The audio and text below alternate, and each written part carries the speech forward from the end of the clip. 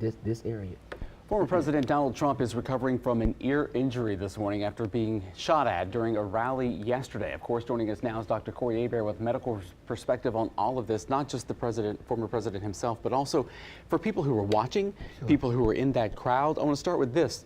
You know, when you see a sudden jarring injury like that to the ear, what goes through your mind as a physician? Yeah, well what we saw on that film, first of all, I just want to condemn this heinous crime by a real cowardly act by, we don't know who and what yet, but, that is a very serious thing. Now, what I do want to say is that, this was a gunshot wound until we hear otherwise. And so what we have to always remember is that if you are in a place and something happens like this, airway, breathing, circulation is always very important. But what I will say is that former President Trump was literally a head turn from being not with us at this time. I mean, literally, what we call the brainstem or the medulla oblongata. You have a T-zone that you can look at called T-box right here. If you feel behind your ear, a little bony prominence, that's where your grand central station of your entire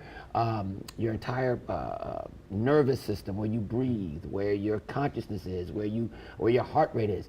If he had turned like this and hit right there, he would not be with us right now. So I just want to make sure that everybody, we should also say a prayer that he's still alive. Because a lot of folks may look at that and think, okay, well, that's just a superficial wound. Yeah, and theoretically, at this point, we don't know how superficial it is because he went to the hospital. There was, I'm sure, a medical protocol that went through everything to make sure that he was okay. But if it was a graze, which it seems like it is, then it is a skin wound. It theoretically could be superficial. But once again, we still have the burn from the bullet. We still have the superficial things that we have to deal with, like infection after and things like that.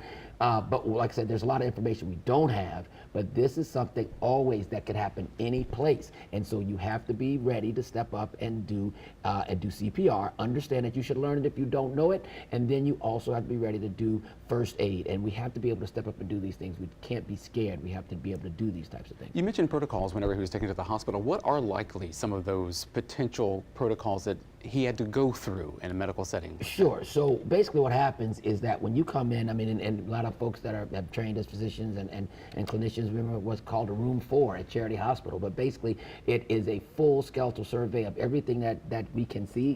Generally your clothes are cut off, and we just look at everything to make sure that nothing was missed, and then we assess all of the vital signs and make sure that everything is okay. And that's probably what happened. But I do want to just always say, out here, we are desensitized right now to so much violence. 15 years ago, you didn't see people shooting each other and fighting each other on social media. Please pull back a little bit. You and your children pull back a little bit, because it causes everyone to have anxiety. I call it right now a disinformation pandemic, because right now we are all anxious, just like when we have hurricane season. We're anxious, and we have to pull this back, or this is going to be much worse as we head to November. And we certainly hope it ends where it is right now. Dr. Corey Hebert, I appreciate your always great medical perspective there, and just a perspective on life in general. Thank you. All right, we'll have your forecast with Alexa coming up in just a bit. Sun coming up over the city of New Orleans. Going to be another hot one out there in southeast Louisiana. Stick with us. We're back after the break.